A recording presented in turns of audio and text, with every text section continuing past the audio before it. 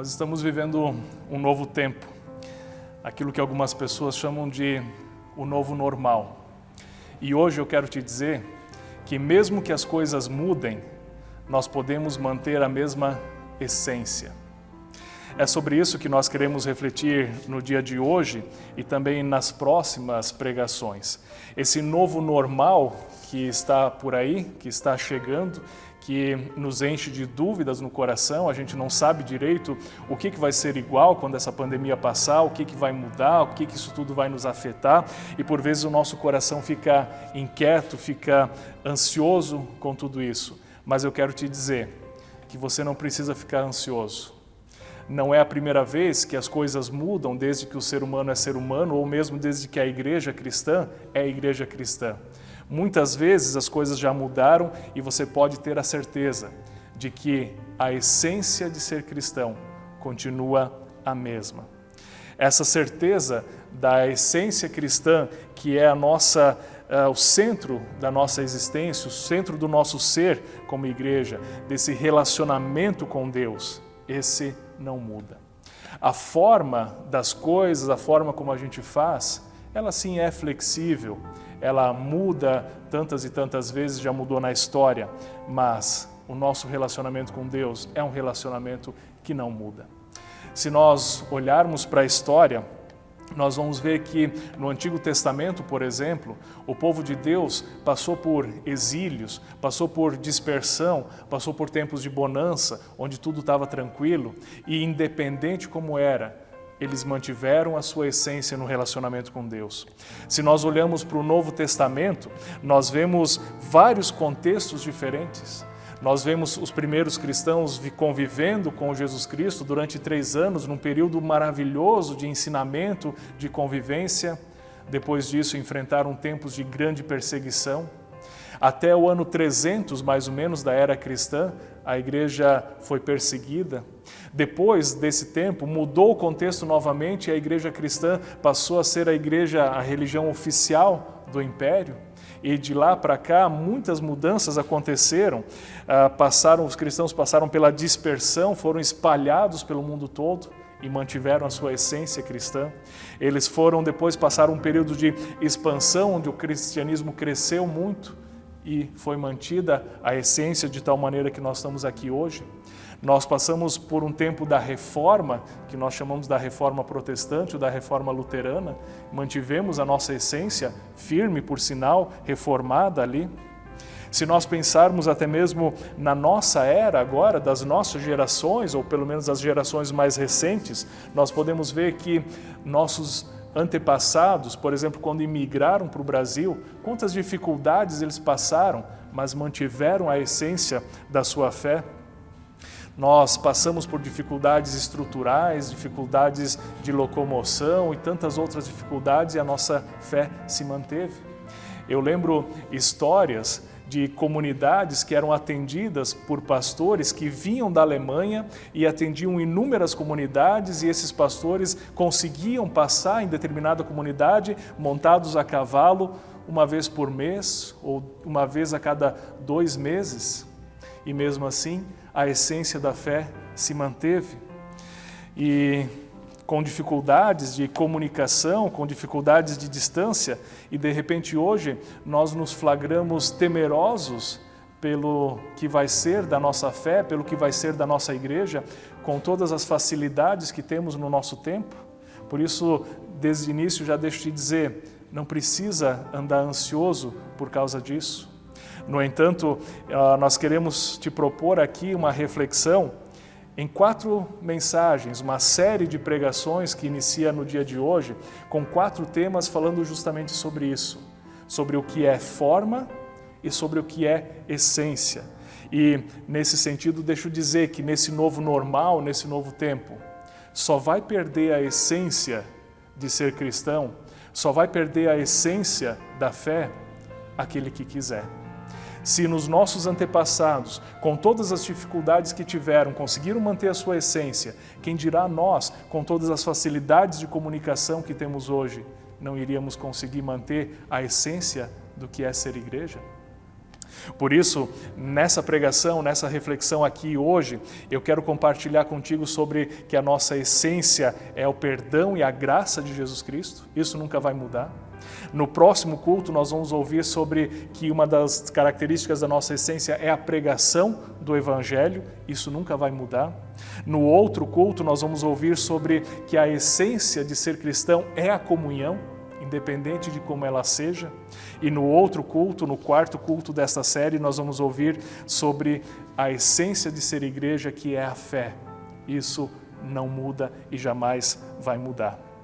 Quando a gente pensa nessa questão de forma e essência, a figura que nos vem bem nítida e exemplifica isso é a figura da água.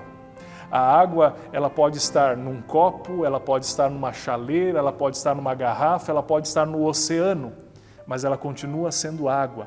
Mesmo que a forma que ela esteja seja diversa, a sua essência continua sendo a água. E nesse sentido nós também, quem sabe teremos que repensar aqui e lá a nossa forma. O fato de você estar assistindo essa pregação, esse culto, no seu celular ou na sua TV, já é uma adaptação em termos de forma, mas onde a essência está preservada. A água com muitas formas, mas a mesma essência. E por isso o convite desse culto, dessa série de cultos, é justamente a água formando um coração, de maneira bem simples, mas que aponta para aquilo que é essencial. Independente da forma do novo normal, nós mantemos a nova essência. E trazendo então especificamente para o tema de hoje que nós queremos abordar nessa pregação, nessa reflexão, texto previsto das senhas diárias para esse final de semana, de Romanos 7, os versículos 15 até 25, que eu te convido a acompanhar comigo, que nos fala da essência da graça de Deus nas nossas vidas. Lá diz assim: porque nem mesmo compreendo o meu próprio modo de agir, pois não faço o que prefiro, e sim o que detesto. Ora, se faço o que não quero, consinto na lei que é boa. Nesse caso, quem faz isso não sou eu, mas o pecado que habita em mim. Porque eu sei que em mim, isso é, na minha carne, não habita bem nenhum, pois o querer o bem está em mim, não, porém, o efetuá-lo. Porque não faço o bem que prefiro, mas o mal que eu não quero, esse eu faço. Mas se eu faço o que não quero, já não sou eu quem faz, e sim o pecado que habita em mim. Então, ao querer fazer o bem, encontro na lei que o mal reside em mim. Porque no tocante ao homem interior, tenho prazer na lei de Deus. Mas vejo em meus membros outra lei que, guerreando contra a lei da minha mente, me faz prisioneiro da lei do pecado, que está nos meus membros. Desventurado homem que sou, quem me livrará do corpo dessa morte? Graças a Deus por Jesus Cristo, nosso Senhor, de maneira que eu de mim mesmo, com a mente, sou escravo da lei de Deus, mas segundo a carne, da lei do pecado. Graças a Deus por Jesus Cristo, nosso Senhor. Esse é o texto bíblico. E vejam, o apóstolo Paulo, aqui escrevendo aos romanos, ou seja, aos cristãos que moravam na cidade de Roma, traz a reflexão, essa dualidade da luta humana, de querer fazer o bem e perceber que não consegue fazer todo o bem. Você certamente já ouviu a expressão que diz: a carne é fraca, não é verdade? Ou em termos mais espirituais, o povo costuma dizer que a carne luta contra o espírito. É essa luta que Paulo está falando aqui. Sabe, quando nós não conhecemos a palavra, ou antes de nós conhecermos a palavra, antes de conhecermos a lei de Deus, a gente faz o que dá na cabeça, a gente faz o que dá na telha, como costuma dizer por aí.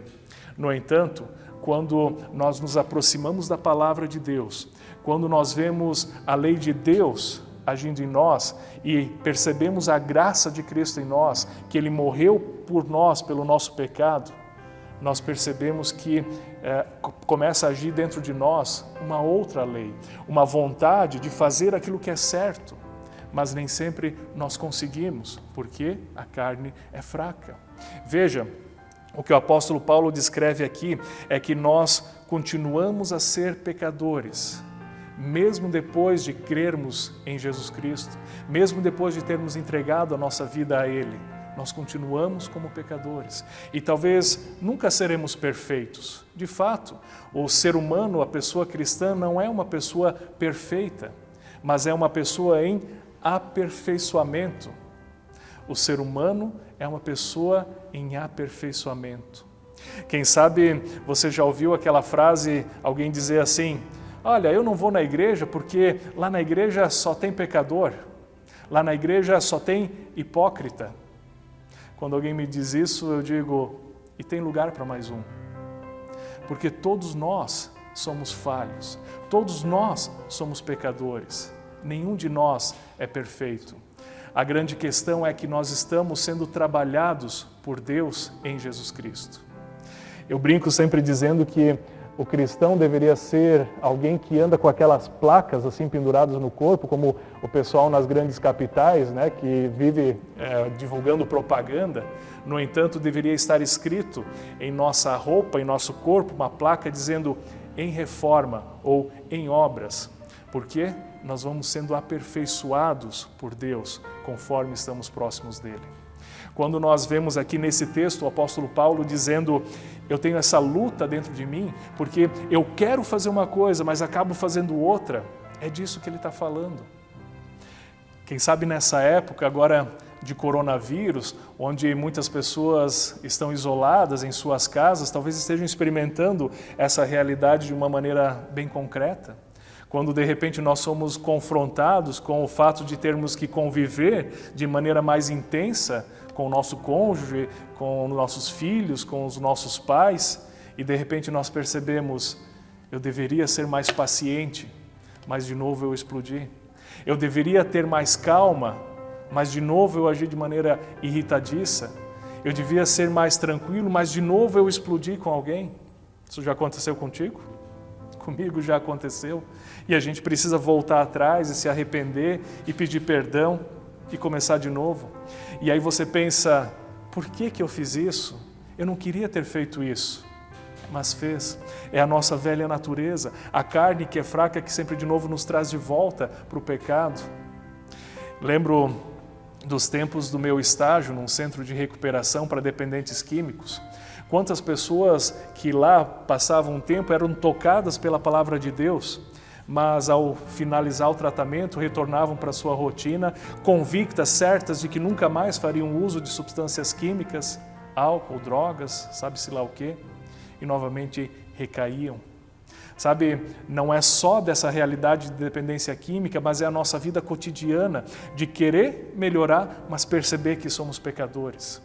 Essa luta dentro de nós, é isso que o apóstolo Paulo está descrevendo. No entanto, o ponto aqui, falando da nossa essência, é o fato de que Deus sempre de novo age conosco pela sua graça e pela sua misericórdia.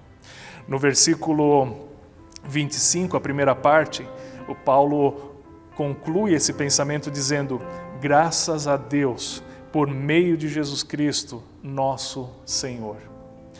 O perdão dos pecados nos vem por Jesus Cristo.